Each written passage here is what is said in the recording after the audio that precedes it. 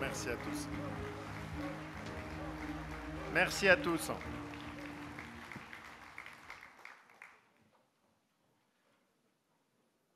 Vous savez, ce qui me touche le plus quand on entre avec François-Xavier, avec tous les amis dans nos salles, les unes après les autres, c'est de sentir que vous avez repris de l'envie, de l'enthousiasme, qu'il y a à nouveau de la fierté, qu'il y a à nouveau de l'énergie dans notre famille politique.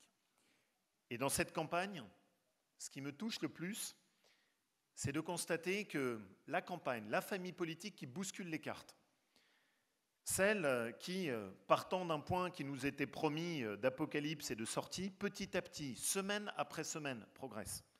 La seule liste où dans cette élection il se passe quelque chose, où il y a une dynamique, c'est notre liste des Républicains, de l'Union, de la droite et du centre. Et je suis fier de ça. Je suis fier de ça parce que je vous l'avais promis. Et parce que je vous avais promis qu'on reconstruirait. Et je suis heureux que nous soyons capables de le faire en le faisant ensemble. L'image que j'ai devant moi est l'image que je veux pour notre famille politique. C'est celle où on a à la fois nos mères,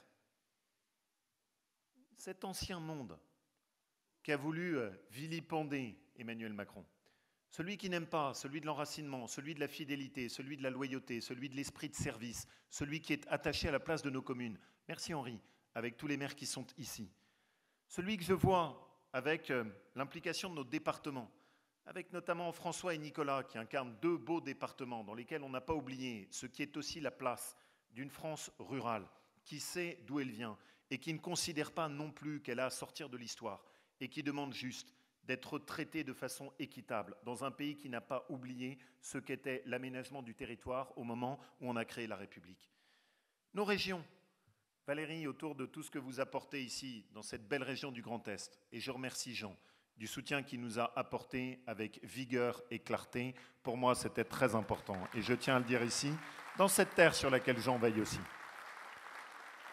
Et puis enfin, tous nos députés, tous nos sénateurs, ceux qui incarnent l'expérience à l'image de Gérard, ceux qui incarnent les nouveaux talents à l'image de Fabien, nos sénateurs, tous, tels qu'ils sont ici, Gérard, que je remercie de son honnêteté intellectuelle et de sa présence, lui qui a souvent été une grande figure dans les batailles de notre famille politique, mais aussi Philippe, François, Daniel, Jackie, Sébastien même, qui nous est venu du Val d'Oise, un jeune sénateur qui est plein de fougue et qui est venu ici jusqu'en Lorraine pour ce meeting, venant du Val d'Oise. Merci à toi, Sébastien.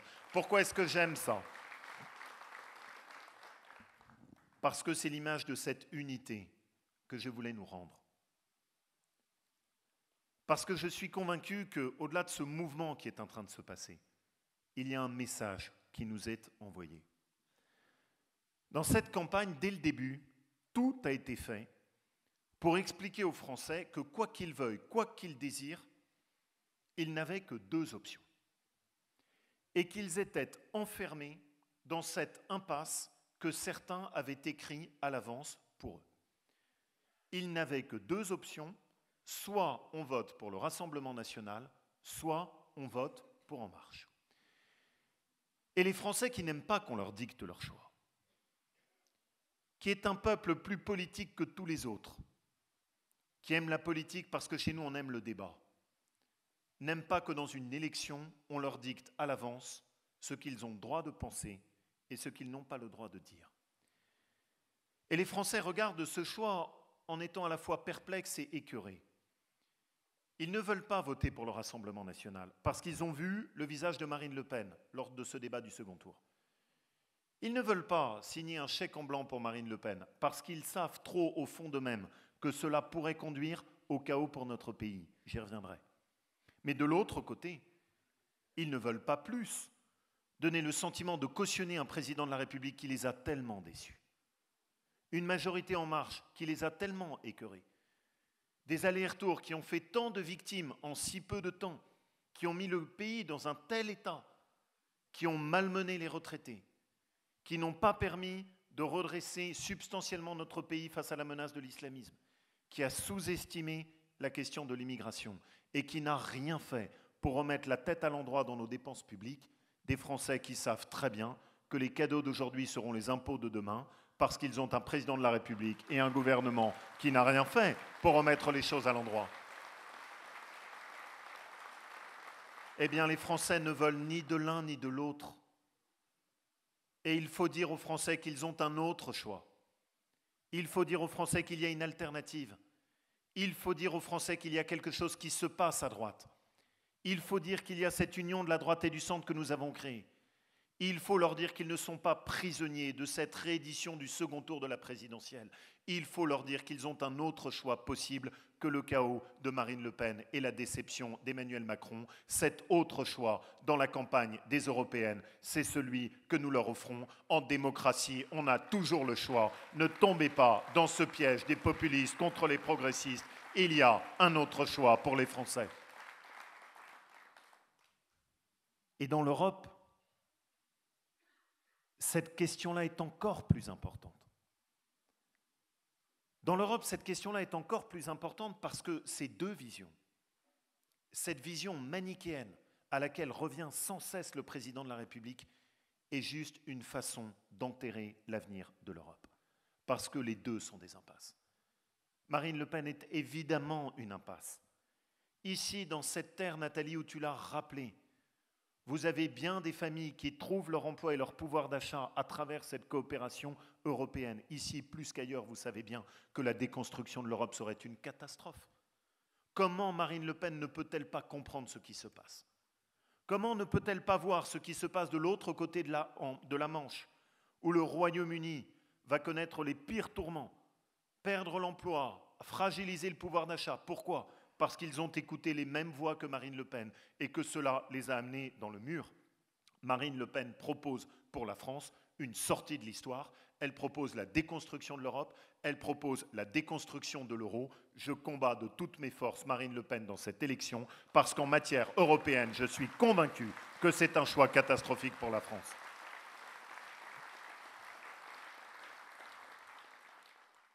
Mais de l'autre côté, François-Xavier, bien évidemment que ce que propose Emmanuel Macron est tout autant une impasse. Il ne comprend pas que les Français sont pour une vision européenne, mais qu'ils s'interrogent sur ce que l'Europe est devenue. Les Français veulent de l'Europe parce qu'ils ont parfaitement compris que seuls nous n'étions pas assez forts, mais ils veulent que l'on remette l'Europe dans le bon chemin. Or, aujourd'hui, ce que propose Emmanuel Macron, c'est toujours plus de l'Europe qui ne marchait pas. Toujours plus de l'Europe qui ne marchait pas. Regardez leur programme.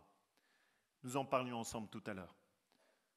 La première phrase de la première proposition, de la première idée du programme d'En Marche commence par taxer. Toutes leurs propositions consistent à créer des organismes supplémentaires, des institutions supplémentaires, des impôts supplémentaires. Ils n'ont pas compris que ce que voulaient la France et les Européens, ça n'était pas plus de bureaucratie. Ils veulent revenir à l'Europe des projets qui étaient l'Europe que nous aimions. Ils ne veulent plus de l'Europe de la bureaucratie et des normes qui nous a tant affaiblis par le passé. Et ce que propose de plus Emmanuel Macron, c'est plus d'élargissement. J'y reviendrai. L'élargissement nous a fait tellement de mal.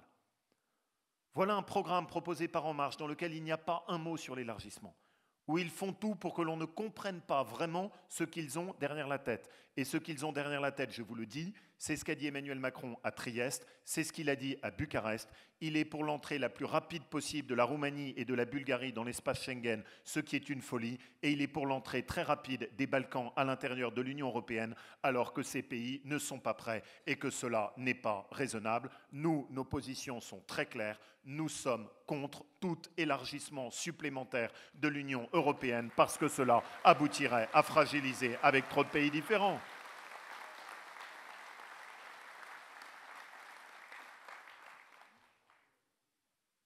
Et dans tout cela, ce qui me fait le plus de peine, c'est qu'il a isolé la France. Moi, je crois dans l'entente franco-allemande. Je crois dans la nécessité profondément, dans ma chair, que l'Europe se construit dans la capacité à mettre les gens ensemble. Il a méprisé les Italiens. Il a insulté l'Europe centrale. Il est allé dans les pays scandinaves en leur expliquant comment il fallait gérer leur économie. Eux qui lui ont répondu « Mais n'êtes-vous pas le dernier élève de la classe ? N'est-ce pas vous qui, pour la première fois dans l'histoire de votre pays, avez le pire déficit budgétaire de la zone euro? Vous qui venez et avez l'outrecuidance d'arriver chez nous en nous donnant des leçons, vous feriez mieux de commencer par nettoyer vos propres écuries et d'être au moins un des rares pays européens qui a été incapable de baisser sa dette au cours des 2 dernières années. Et oui, Nadine, il y a quelque chose d'indécent. Avoir un gouvernement qui n'a fait aucune économie et qui a juste pris en 2 ans 6 milliards d'euros dans la poche des retraités et qu'il ne vous rendra pas. Parce que la réalité, c'est qu'en refusant la réévaluation des retraites cette année, la réalité, c'est qu'en ayant pris une augmentation de CSG, la réalité, c'est qu'en laissant toute une partie des retraités continuer à avoir l'augmentation de la CSG, ce président de la République a pris 6 milliards d'euros dans la poche des retraités qu'il ne leur rend pas. Et c'est quand même une supercherie de le voir ensuite, quelques jours avant une élection, comme par hasard, envoyer un petit courrier pour expliquer glorieusement « Tiens, je vais vous rendre une toute petite partie de ce que je vous avais pris parce que je me suis fait rattraper par la patrouille. » Quelle triste vision de ce qu'est la politique française. Les retraités ne sont pas des privilégiés. Ils ont travaillé toute leur vie pour leur retraite.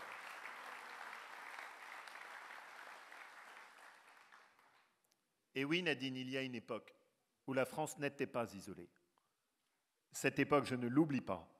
C'est celle où la France était la présidence de l'Union européenne. Cette époque, c'était celle de Nicolas Sarkozy. Et à l'époque, la France, elle, entraînait dans sa dynamique l'Union européenne.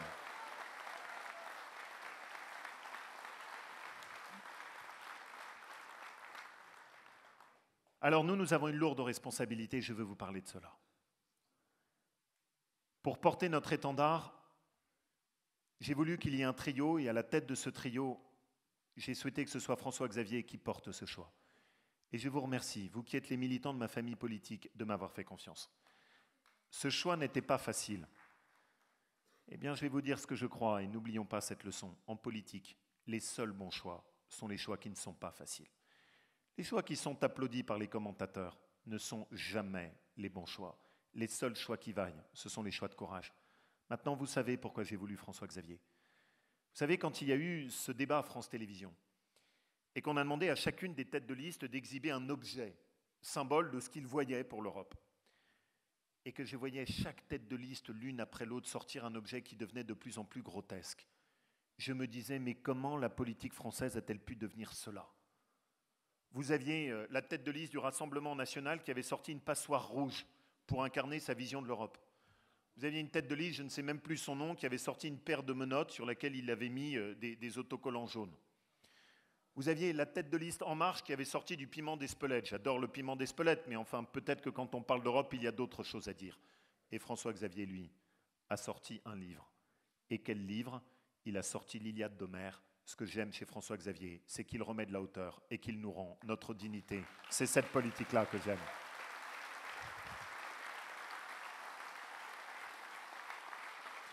À ses côtés, il y a un trio, il y a Agnès, il y a Arnaud qui est ici, qui nous vient de Bourgogne-Franche-Comté et qui est le meilleur spécialiste européen sur toutes les questions de lutte contre le terrorisme et toutes les questions militaires et de défense. Je suis très heureux que Arnaud soit à nos côtés.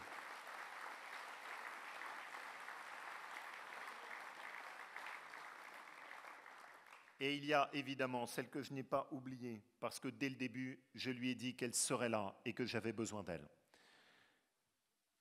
Nadine, c'est quelqu'un que j'apprécie énormément. Et je l'apprécie pour une raison qui est pour moi la plus importante.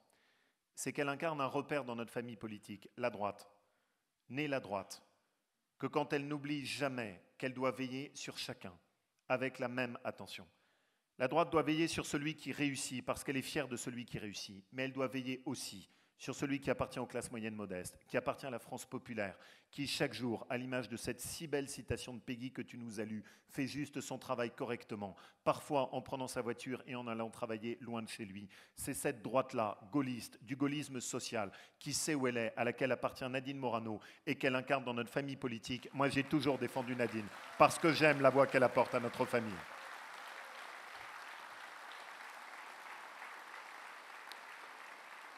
Et à ses côtés, il y a Marie-Dominique, il y a Guillaume et il y a Nathalie. Et à ses côtés, il y a Marie-Dominique, il y a Guillaume et il y a Nathalie. Et à ses côtés, il y a Marie-Dominique, il y a Guillaume et il y a Nathalie. Et à ses côtés, il y a Marie-Dominique, il y a Guillaume et il y a Nathalie. Vous le savez, si j'ai voulu François-Xavier, c'est parce que je crois que la reconstruction de la droite ne se fera pas en baissant le regard. Une droite qui assume ses idées sereinement, tranquillement, mais qui ne s'excuse pas de ses valeurs. La droite n'a jamais gagné en s'excusant de ce qu'elle était. Et ma conviction depuis le début, contrairement à ce que parfois certains pensent, c'est que ça n'est pas quand on assume au grand jour qui on est qu'on ne rassemble pas, bien au contraire. Et je veux ici témoigner devant vous de ma reconnaissance pour Hervé Morin. Nathalie, tu l'as rappelé, et merci à toi, à l'image de ce que vous faites avec François. Eh bien, ce que moi je vois, c'est cette union de la droite et du centre qui nous porte dans cette campagne.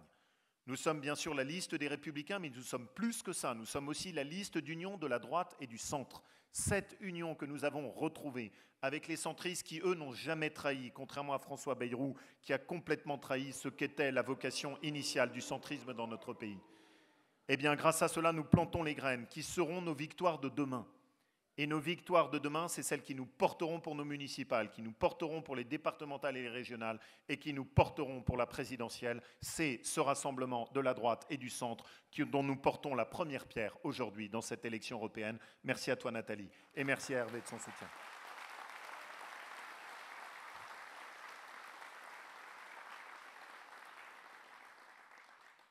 Alors nous parlons de civilisation. Quand les pères fondateurs ont pris ce drapeau, qu'ont-ils choisi?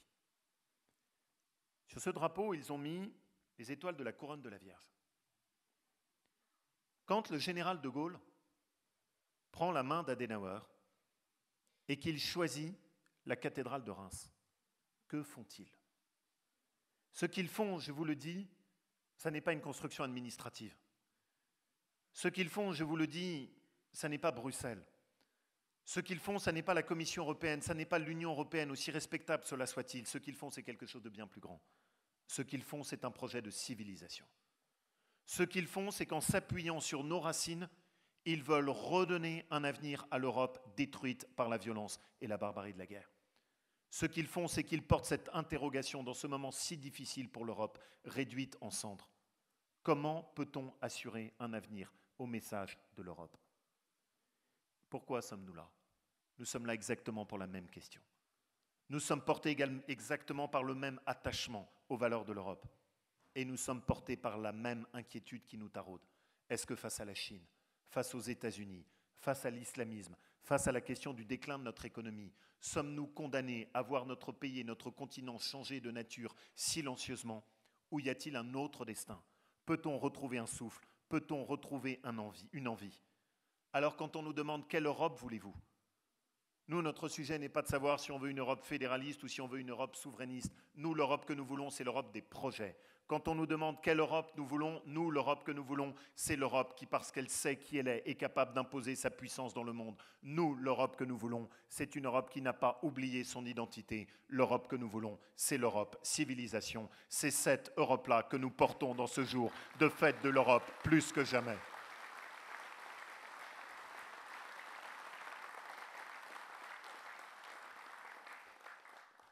Une civilisation, une âme. Pour qu'il y ait une civilisation, il faut d'abord des frontières. Des frontières, ce n'est pas un gros mot. Quand Romulus et Rémus fondent Rome, ils tracent un sillon. Pour marquer quoi? Pour marquer clairement que ce sont eux qui décideront qui entrera et qui n'entrera pas à l'intérieur de la cité. Les frontières, ça définit ce qui est dehors et ce qui est à l'intérieur. L'Europe ne peut pas être une construction infinie. Le président de la République a accepté qu'à partir de juin, comme par hasard, au lendemain des élections européennes, les négociations pour l'entrée de l'Albanie à l'intérieur de l'Union européenne s'ouvrent. C'est une folie. L'Albanie est un pays qui est marqué par la corruption. L'Albanie est un pays dont le niveau de vie et la situation économique n'ont absolument rien à voir avec des standards qui permettent de les intégrer à l'intérieur de l'Union européenne. Nous exigeons, et les Français ont le droit à la vérité, de savoir si oui ou non la France opposera son veto à l'ouverture des négociations avec l'Albanie. Tous les députés qui sont sur notre liste ont signé une charte d'engagement. Ils voteront contre toute décision pendant leur mandat qui ouvrirait la voie à des élargissements supplémentaires.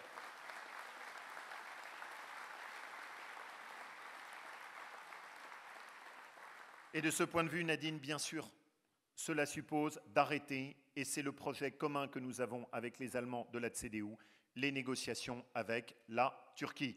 Une bonne fois pour toutes, qu'on arrête ce cinéma. La Turquie n'est pas dans l'Union européenne. On arrête les négociations avec la Turquie.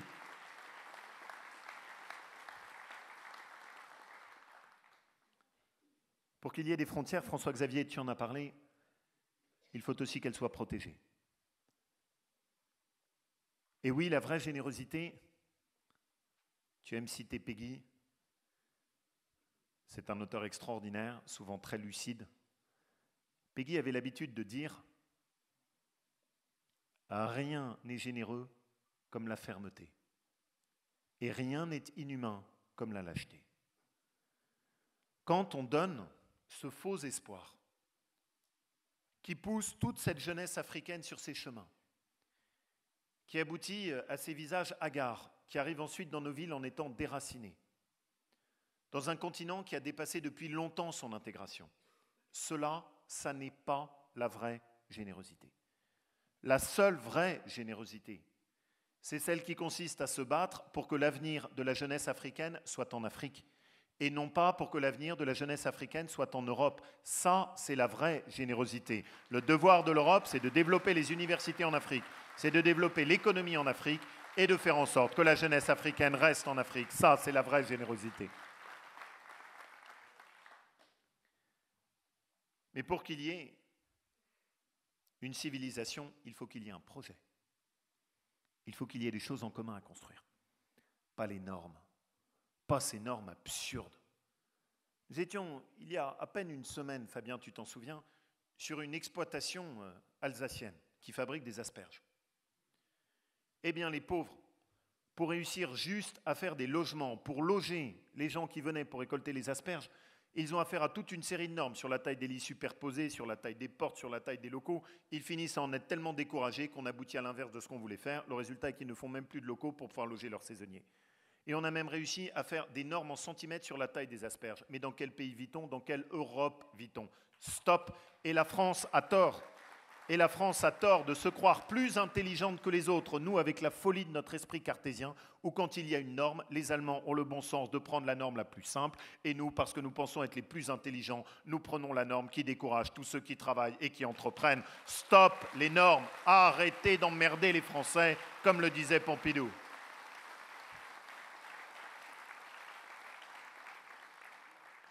Par contre, nous voulons des projets. Pourquoi l'Europe ne se concentre pas sur ce projet merveilleux qui consistera à fédérer tous les laboratoires de recherche de l'Europe et les faire travailler tous ensemble sur ce qui est un des fléaux du XXIe siècle, les maladies neurodégénératives, la maladie d'Alzheimer. Pour toute personne qui l'a vécu, c'est une épreuve terrible. Quand vous ressentez au fur et à mesure du temps qui passe la perte du contact avec l'être cher, que les souvenirs s'estompent, que la possibilité de dialoguer, de partager les moments heureux s'estompe, et qu'à l'arrivée, vous avez l'impression que non seulement la mort va venir, mais que pire que ça, on vous a enlevé avant la mort de celui que vous aimiez, la possibilité d'échanger avec lui. C'est une épreuve psychologique, c'est une épreuve physique. Je n'en connais pas de plus douloureuse dans une famille. Cette maladie d'Alzheimer, elle peut être vaincue, j'en suis sûr. Les chercheurs nous disent qu'ils ont énormément progressé. Je croirais à une Europe, cette Europe des projets que nous aimions, qui soit capable de dire, dans les 5 ans qui viennent, nous allons faire de notre grande cause européenne la recherche de la réponse contre les maladies neurodégénératives et contre Alzheimer. Et que demain, l'Europe puisse dire avec fierté, nous sommes le continent qui a apporté au monde la réponse contre ce fléau. Cette Europe-là, c'est celle que j'aime. Cette Europe, c'est celle des projets, c'est celle qui travaille, c'est celle qui cherche, et pas celle qui offre à la marchandisation tout le corps humain, sans comprendre qu'il y a des limites à l'éthique. C'est cette Europe à laquelle j'aspire.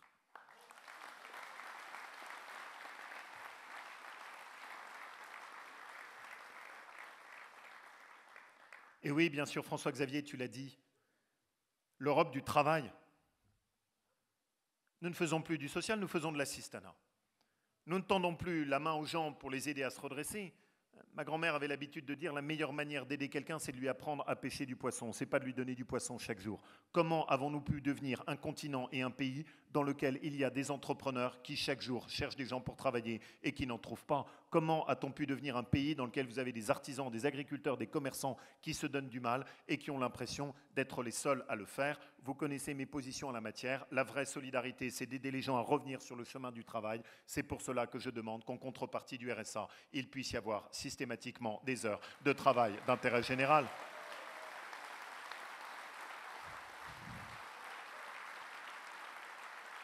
Saint-Gobain, PAM. Saint-Gobain, PAM, mais quelle meilleure illustration, Gérard, toi qui t'es battu pour la réindustrialisation de notre pays, quelle meilleure illustration de nos folies.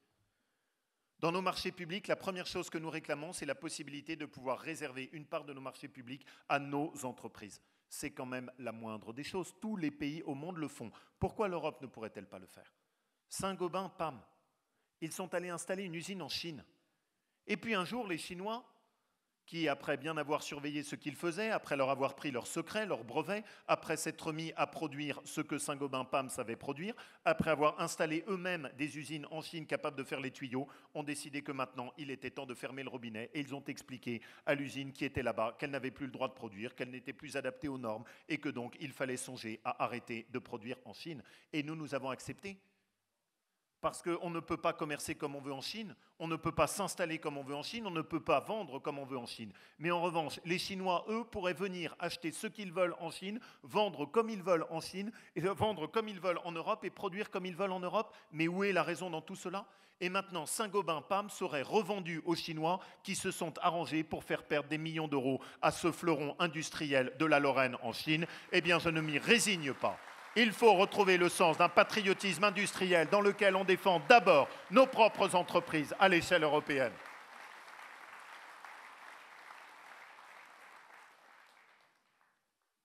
Une civilisation, enfin, c'est savoir qui nous sommes. Oui, aujourd'hui, cette civilisation est fragile parce qu'elle est attaquée. Certains pronostiquaient la fin de l'histoire. C'est tout au contraire le retour de l'histoire, et de l'histoire la plus violente.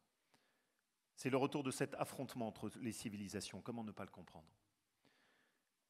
Ceux qui tournent leurs armes contre nous ne sont bien souvent pas nés en dehors d'Europe ou de France. Ils sont nés chez nous. La France et l'Europe leur ont tout donné, toute leur générosité. Et pourtant, ils ont tourné leurs armes contre le pays, le continent, qui leur a tout donné. Ils détestent tout ce que nous sommes. Et ils veulent détruire ce qu'est la civilisation européenne. Et nous faisons preuve d'une naïveté coupable. Nous ne réagissons pas face à l'islamisme intégriste, alors qu'il est indispensable de prendre les mesures qui sont aujourd'hui les seules capables de faire cette réaction. Au début du XXe siècle, quand la France décide de mettre en place les règles de la laïcité, elle demande à l'Église catholique profondément de s'adapter. Et elle prend des mesures qui étaient parfois des mesures très dures. Et aujourd'hui, nous sommes incapables, face à l'islamisme intégriste, de prendre les mesures qui s'imposent. Eh bien, nous demandons qu'on sorte de cette naïveté. Nous demandons que soit mis en place un pacte contre l'islamisme intégriste à l'échelle européenne qui permette de prendre les mesures indispensables. D'abord, fermer toutes les mosquées salafistes sur le continent européen. C'est indispensable. Ensuite, interdire aux imams qui prêchent la haine chaque vendredi à l'ombre des mosquées et font leur travail de propagande et de haine. Quand un imam prêche la haine, je ne comprends pas que la République continue à l'autoriser à officier chaque vendredi, qu'on sorte de France et d'Europe tous les imams qui prêchent la haine. On ne peut pas continuer à laisser ces réseaux se diffuser chez nous. Et enfin, s'agissant des djihadistes, vous savez, je suis allé à Mossoul. J'ai vu ce qu'était la barbarie de Daesh et des djihadistes. J'ai vu le visage de ces femmes yézidis qui avaient été transformées en esclaves sexuels, vendues d'un combattant de Daesh à l'autre et qui étaient revenues brisées par la souffrance. J'ai vu au cœur de Mossoul cet immeuble où on mettait des gens tout en haut en leur voilant la tête pour qu'ils ne voient pas ce qui allait leur arriver, et où on les précipitait pour qu'ils agonisent au pied de l'immeuble avec le cou brisé pendant des heures et des heures. Tout ça parce qu'ils n'étaient pas de la religion musulmane. J'ai vu ce terrain de foot où les combattants de Daesh s'amusaient à faire jouer des gamins de 10 ans au football avec les têtes décapitées de leurs ennemis. J'ai vu des familles au cœur de Mossoul qui ont perdu tous leurs enfants parce qu'ils étaient chrétiens, parce qu'ils étaient orthodoxes. Je ne peux pas imaginer une seule seconde que notre pays ait la naïveté de faire revenir ceux qui ont commis cette barbarie sur le sol européen. Le président de la République et le gouvernement ont d'ores et déjà accepté que 200 djihadistes reviennent en France, et ils sont déjà revenus. Stop, que nous faut-il? Nous nous demandons une chose très claire, que l'Europe fasse un tribunal international qui soit situé en Irak, que ce tribunal international permette de juger les djihadistes là où ils ont commis leurs crimes, qu'ils soient condamnés là où ils ont commis leurs crimes et qu'ils restent là où ils ont commis leurs crimes. Les djihadistes n'ont pas à revenir sur le sol français et sur le sol européen.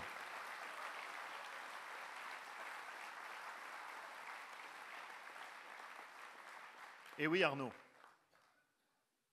Marine Le Pen déteste tellement l'Europe qu'elle vote même contre ce qui permet de protéger la France.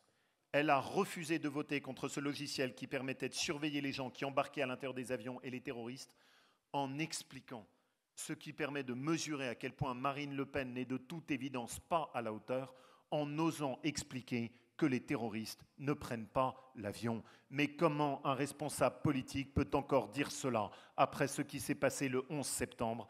Madame Le Pen, Mohamed Merah, les frères Kouachi avaient pris l'avion pour se rendre en Afghanistan et pour se rendre au Yémen. Vous êtes irresponsable de tenir de tels propos dans une époque comme la nôtre.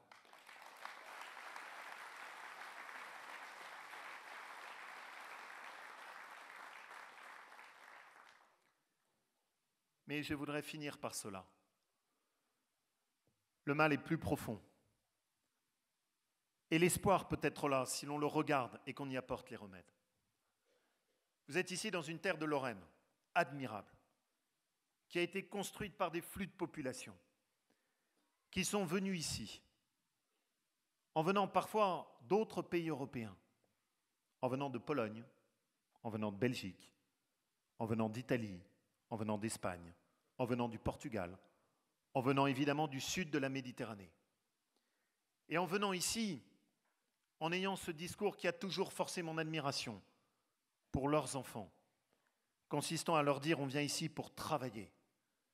Ne me fais pas honte, tiens-toi bien, respecte ce que te dit le maître, apprends le français, apprends à lire, apprends à écrire, donne-toi du mal.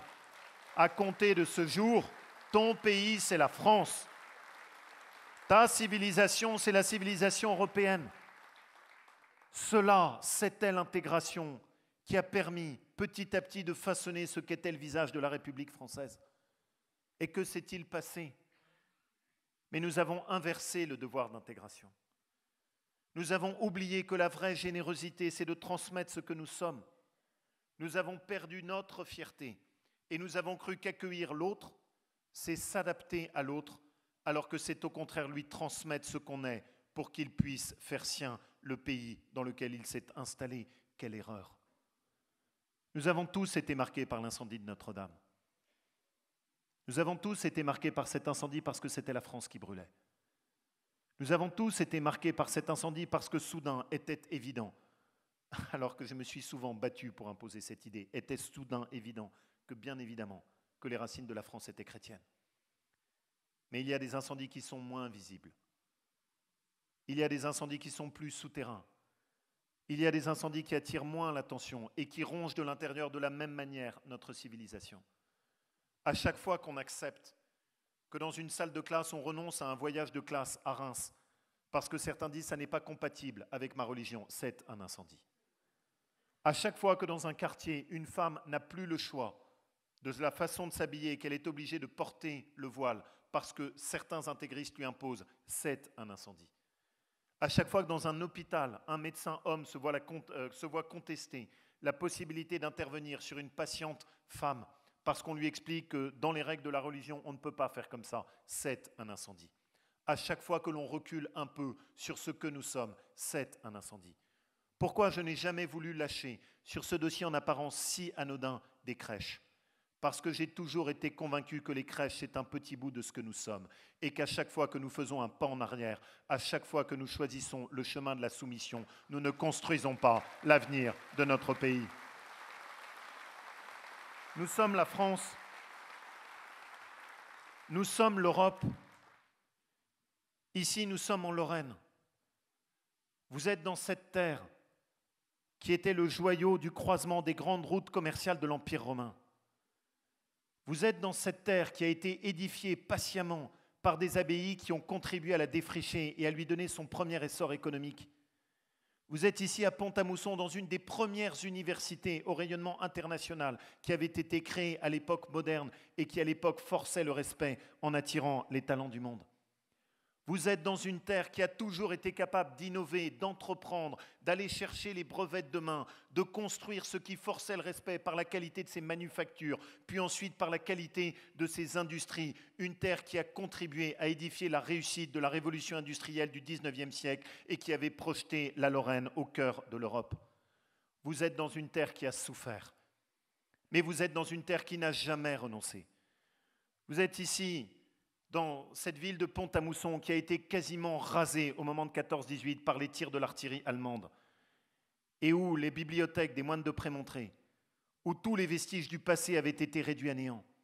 Vous êtes dans une terre qui a à nouveau connu l'outrage du temps, avec la Seconde Guerre mondiale, où elle a à nouveau été détruite et où la libération de Pont-à-Mousson a été faite notamment par les résistants qui ont contribué à reconstruire l'avenir de la France dans cette terre de Lorraine qui a donné la croix de Lorraine à l'emblème du mouvement gaulliste qui a contribué à la libération de la France et de l'Europe. Vous êtes dans cette terre où même quand la chapelle Jeanne d'Arc avait été détruite, jamais vous n'avez baissé les bras. Vous êtes dans cette terre qui, plus qu'aucune autre, est restée fidèle au message du général de Gaulle que je chéris le plus. Pour faire face à l'adversité, il fallait que nous restions nous-mêmes. Fidèles à une conception de l'homme, disait le général de Gaulle, qui nous a fait tels que nous sommes. Faire valoir dans le tumulte du monde ce que nous sommes pour servir et pour survivre. De quoi aurions-nous honte? Comment ne pas comprendre que cette histoire est la meilleure garantie de notre avenir? Comment ne pas comprendre que si l'on veut refonder l'Europe, rétablir la France, il faut faire les deux à la fois, retrouver la fierté de ce que nous avons été pour retrouver l'audace de ce que nous serons. Comprendre tout simplement qu'il faut adresser un message qui soit simple, qui était le message de saint Augustin. Le devoir d'intégration ne doit pas être inversé. C'est à celui qui vient chez nous de s'adapter à ce qu'est notre mode de vie. Et ça n'est pas à notre mode de vie de s'adapter à celui qui vient chez nous. C'est cette générosité que je veux que nous retrouvions. Refonder l'Europe, rétablir la France. C'est au nom de ce débat que je vous demande de vous engager dans cette campagne des Européennes. Refonder l'Europe, rétablir la France, comprendre que cette histoire, nous pouvons tout à la fois en être fiers et que nous devons en être dignes. Comme je suis consterné quand je vois que dans cette campagne, le seul but du Rassemblement national est de battre Emmanuel Macron et que le seul but d'En Marche est de battre le Rassemblement national. Eh bien, nous vous proposons une toute autre bataille. Nous vous proposons la seule bataille qui vaille en politique. Je n'en connais pas de plus belle. C'est celle qui consiste à réaffirmer son identité. C'est celle qui consiste à redonner un souffle à sa civilisation. Nous avons besoin de vous. Il reste une poignée de jours pour permettre d'inverser le cours des choses. Il reste une poignée de jours pour transformer cet espoir qui a commencé à se lever dans cette campagne en une marée qui ne s'arrêtera plus. Il reste une poignée de jours pour redresser les choses. Il reste une poignée de jours pour porter le débat qui a toujours été le nôtre, sauver tout à la fois ce qu'est l'identité de notre pays et refonder l'Europe dont nous avons besoin. Battez-vous au nom de ça. Aidez-nous. Nous avons besoin de vous. Il reste une poignée de jours pour réaffirmer la voix de la droite et du centre dans notre pays. Vive la France et vive l'Europe!